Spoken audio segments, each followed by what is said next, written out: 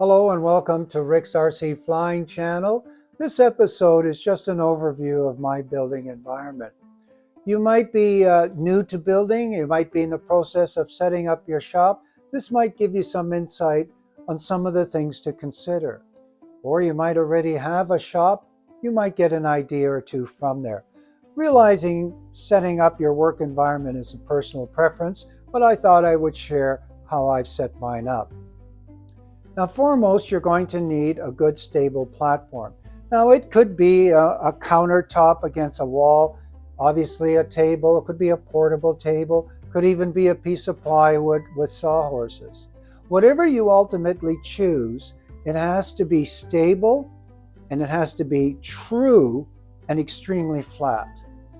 If you have irregularities in your platform, for example, if your plywood has a bow in it and you were to build a wing on that, it's going to take on that shape, and that's only going to create problems for you. Now, what I ended up using is an interior door of a home, such as a bedroom door, the hollow type. They're easily obtained at home building centers.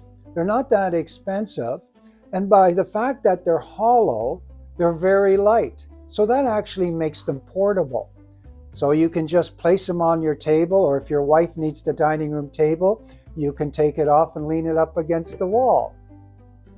Now, ultimately, you're going to need then a surface on it.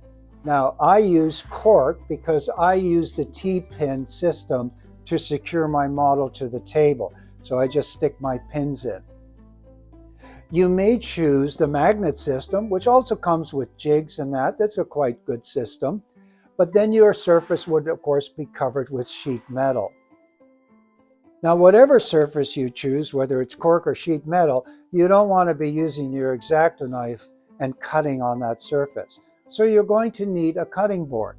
Now, you could just use, obviously, a piece of scrap wood will do the job. For example, this here is just a piece of 2x10. I've had it for decades. I put a rubber foam backing on it so it absolutely can't move. If mine looks a bit shiny, it's because when I'm doing epoxy resin work and I had some left over, I would just apply it on this board and it had created an incredible surface, extremely durable. Another type of cutting board is this cutting mat, and they actually call them self-healing. They work very well. So if you were to make a cut with your X-Acto knife, you may see the line initially, but it disappears. And it goes a long way to saving the blades of your X-Acto knife. Now, they come in many different sizes, and you can get them at hobby shops. I've seen them on Amazon and even sewing centers. And they're very handy to have. They don't take up any room. Now, another piece of equipment you might want to consider, especially if your shop's in the basement or maybe somewhere in the home, a spare room or something, is dust control. Like in my shop, I have some sensitive equipment like 3D printers, laser printers, or even my metal machinery. I don't want dust on it. So this is very easy to make. Maybe you got some 1/4-inch plywood lying around. All you have to do is build yourself a box. That's all this is. And you just need some pegboard with 1/4-inch holes and cut out a hole, and then take your shop vacuum hose and just stick it on, and you've got a dust collector. So for example, if I'm working on a fiberglass cowl and I'm grinding out some holes in it, it literally picks up all the dust. I remember prior to having this type of system, I'd always see the dust floating around in front of me. But with this system, it's virtually a clear vision. And of course, I used to wear a mask, but I also wear glasses at times, and they always used to fog up. And with this, I'm quite comfortable not having to use any of that because it does such a good job. Any dust that accumulates just outside of the hole, you just take your hand and do that and it's gone. So it might be something worth considering. And as I said, it wouldn't take long to make one of these. And it's just screwed on with small screws. Just make sure that whatever you fasten it with, that it's totally flush, so it never makes contact with whatever your object is that you're sanding. Now, another thing that I try to manage on my work surface is my glue. So, for example, I have like a little glue CA station, for no better word. And, instead of having it on my workbench and I'm forever knocking them over, uh, I just made myself a little box here. So I have my glue handy. I take it to wherever I need and do my gluing session. Now, of course, you don't need a fancy box like this that I made. Um, you could use a Tupperware box or even a cardboard box, but it's handy if you just manage your glue that way. And speaking about managing glue, I also have this little glue station, and my epoxy is stored upside down.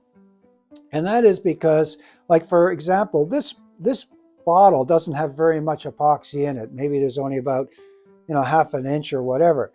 When it's on my table like that, and all of a sudden I need the glue, and then I go for it, and it, because of its viscosity, I'm waiting and waiting for it to come, and I just don't have the patience always for that. So by storing them upside down, the glue is always readily available. And what I've done is I've just marked the bottom of the bottles, 5-minute, 30-minute, whatever, and then I can just quickly grab what I need. Now, you don't have to build, I made this box, but you don't have to do that. Heck, just get yourself a small cardboard box and cut some holes out on the bottom, and you got a holder. So it's just something you might want to have on your workbench. Another thing is, obviously you're going to be gluing or whatever you're using, you're getting it on your hands or maybe getting it on the model. And so what I do is I just take these napkins. I happen to cut them in half, but I always have them very handy somewhere in my work environment. And I have this little, for no better word, garbage container somewhere. And that way, if I have it glue on my hands, I can wipe it off right away. Or if I get it somewhere on the model, I don't want it, I get rid of it, quickly just chuck it. So it just makes things less frustrating by having some of these little luxuries, if for no better word. Another thing, talking about the surface, and because I'm probably a bit anal on the fact that I want it as smooth as possible, just so that whatever I'm building is built as accurately as possible. I even went around with a straight edge, and I went and surveyed the top of my table, and I was looking for high spots and low spots, and I actually sanded them out. So my particular work surface is incredibly flat, and it shows on whatever I'm building. So, if you want to take it to that level, that's something you could do as well. So what I think I'll do is just a quick walk around of my building setup, just to show you what else I've done. So as you can see, my door is just simply resting on top of a table. And by the way, it's about 80 inches long and about 36 inches wide. So you can build some pretty big airplanes on it. And there you can see the cork, which is actually 12-inch square tiles, which I got at the home building center. And they come with a self-adhesive. So you just peel off a paper backing and you just stick them on. It's quick and easy. And should you ever damage an area, it's doable to just replace the tile. So that's a handy thing. You're going to need some pretty good lighting. Of course, you have all kinds of options. I just happen to use a basic desk lamp. But what I liked about them was the simple base, as you can see, and it just allowed me then to drill holes, which it just drops into. So I applied the holes all around the table, which allows me to very easily relocate the position of the lighting. Now, another little handy thing, wherever you seem to be stationed the most, is to put one of these boxes. Now, of course, you can make them any size you want. And they're handy because you can drop your tools in or whatever you want. And the whole idea is to keep your work surface decluttered as much as possible. There's nothing worse than to have a whole bunch of stuff on your work surface, and then if your model ends up on top of it, it's very easy to mar or dent the balsa wood. And not to mention the fact, whatever you're looking for is right in front of you. And of course, you never have enough power bars, so you can have them nearby. And for example, here I was just using my table saw recently, and here mine had an open back, so I just closed it up and again made a provision for the vacuum hose. And like I said, you never have enough power bars. Now here, if your shop has space, it's really handy to have a station that has a glass surface. Now, what I did, I ended up painting the top of this area of the table white, and this is a 1/4 inch thick plate glass. And the nice thing about glass is that it's incredibly flat. If you get glue on it, it comes easily off just by taking one of these blades and, swiping it off. Of course, any solvent you end up spilling on it, doesn't matter what it is, you just wipe it off.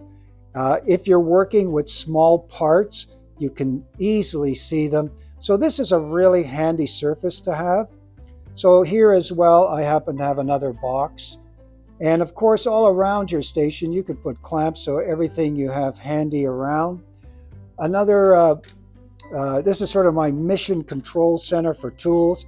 What I did, I just bought one of these, little Lazy Susie things. I bought mine at Lee Valley. You just put a wood base and top on it, and then just different size cans, and then I literally have every conceivable tool I ever want at my fingertips. Now, I probably have here a lot more than the average builder, or that you may want. I do a lot of scratch building and scale building, and if you're working and building cockpits and things like that, I ended up accumulating a lot of stuff. But the fact is, you can make this any size you want. If you only want 5 cans, well, that's fine too. Now you can just pick this thing right up, put it wherever you want, and you have everything you need. And if your table has a bottom shelf, that saves you a lot of space. And for example, I have power equipment down there, and whatever I need, I just simply place it on my tabletop and use it as needed. Anyways, those are a few things that you might want to consider. And oh, by the way, for example, like this foam, you always want a whole bunch of foam pads and blocks to either support your model, or most importantly to protect it. So that's basically my work environment. And, it might have tweaked an idea or two. Thank you for watching the video. If you liked the video, please hit like and/or subscribe. I welcome comments or questions, and be sure to check out the other videos. And thank you, and bye for now.